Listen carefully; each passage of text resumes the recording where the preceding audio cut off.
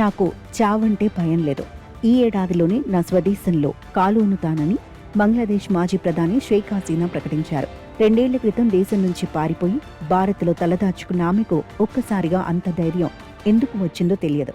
గత ఏడాది నవంబర్లో బంగ్లాదేశ్లోని అంతర్జాతీయ నేరాల ట్రిబ్యునల్ ఆమెకు మరణశిక్ష విధించినప్పటి నుంచి ఆమెను అప్పగించమంటూ ఆ దేశం మనను అదే పనిగా పోరుతోంది. ఈ తరుణంలో నిజంగానే హసీనా తన మాటకు కట్టుబడితే అది అమిత సాహసమే. ఉరిశిక్ష విధించిన సదరు ట్రిబ్యునల్ను దేశాన్ని అవిచ్ఛిన్నంగా పాలిస్తున్న కాలంలో హసీనాయే ఏర్పాటు చేశారు. అది వెలువరిస్తూ వచ్చిన తీర్పుల ఆధారంగానే ఆమె శత్రు సంహారం సాగించారు. బుధవారం ఆమె పార్టీ ఈ ట్రిబ్యునల్ రద్దు కోసం బంగ్లాదేశ్లో పెద్ద ఎత్తున ఉద్యమం చేపడుతోంది.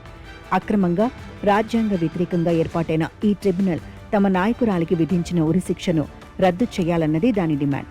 2 ఏళ్ల క్రితం ఆమె ఆదేశాల మేరకే భద్రతా బలగాలు హెలికాప్టర్లు, డ్రోన్లు, మారణాయుధాలు వాడి ఉద్యమకారులను ఊచకోత కోశాయంటూ ఆమెకు ఈ ట్రిబ్యునల్ మరణశిక్షతో పాటు అత్యంత కసిగా ఇంకొన్ని శిక్షలు కూడా విధించింది. అసలు ఆ ఉద్యమమే ప్రజా వ్యతిరేక తీవ్రవాద గ్రూపుల ఆధ్వర్యంలో రాజకీయ ప్రేరేపిత లక్ష్యాలతో జరిగిందని, భద్రతా దళాలు తీసుకున్న ప్రతి చర్యకు తమ నాయకురాల్ని బాధ్యురాల్ని చేయడం సరికాదని ఆ పార్టీ సుదీర్ఘమైన ప్రకటనలో వాదించింది. అంతర్జాతీయ పర్యవేక్షణలో తనపై విచారణ జరిపించాలన్న తమ నాయకురాలి కనీస కోరికను కూడా నెరవేరనివ్వకుండా ఈ ట్రిబ్యునల్ను అడ్డుపెట్టుకుని పాలకులు రాజకీయ కక్ష తీర్చుకుంటున్నారని ఆరోపిస్తూ ఆ పార్టీ ఈ దేశవ్యాప్త నిరసనోద్యమాలకు సిద్ధపడుతోంది. హసీనాతో అంటకాగిన చాలా మంది నాయకులను, అలాంటి మిత్రపక్ష నేతలను కూడా ఈ ట్రిబ్యునల్ వదలటం లేదు. బుధవారం కూడా ఆ ట్రిబ్యునల్ 2 ఏళ్ల నాటి హింసకు కారకుడంటూ ఆమె కుడిభుజం లాంటి ఓ నాయకుడికి 10 ఏళ్ల కఠిన కారాగారం విధించింది.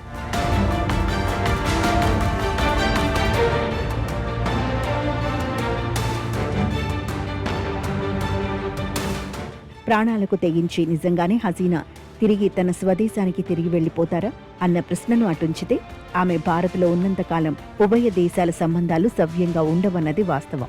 2024 ఆగస్టు 4న ఆమె పదవి నుంచి దిగిపోయేంత వరకు ఈ 2 దేశాల స్నేహం, సాన్నిహిత్యం అద్భుతంగా ఉండేది. దాదాపు 2 దశాబ్దాల పాటు భారత్ నిబ్బరంగా, నిర్భయంగా ఉండగలిగింది. అమెరికా ఆశీస్సులు, మన పొరుగు దేశాల అండదండలతో అనేక నెలలు సాగిన ఆ పోరాటంతో ఆమె చివరకు ప్రాణరక్షణ కోసం పరుగులు తీయాల్సి వచ్చింది. తాత్కాలిక ప్రభుత్వాధినేతగా వచ్చిన మహమ్మద్ యూనిస్ అందరి ఒత్తిళ్లకు లొంగి ఆమెకు ఆశ్రయం ఇస్తున్న భారత్కు వ్యతిరేకంగా వ్యవహరించడంతో ద్వైపాక్షిక సంబంధాలు పూర్తిగా దిగజారాయి. హిందూ మైనార్టీలపై సాగిన దాడులను భారత్ తప్పుపడుతున్న కొద్దీ పొరుగు దేశంలో వారిపై హింస పెరుగుతూ వచ్చింది.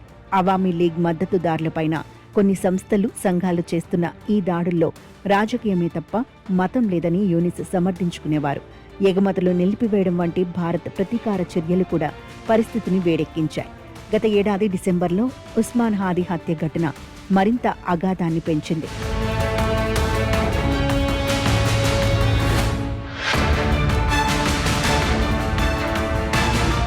బంగ్లాదేశ్ భవిష్య రాజకీయ పరిణామాలను అంచనా వేయడంలో కాస్తంత జాప్యం జరిగినప్పటికీ భారత ప్రభుత్వం ముందుగానే తారిక్ రెహమాన్తో కాస్తంత సయోధ్య సాధించే ప్రయత్నాలు మొదలుపెట్టింది.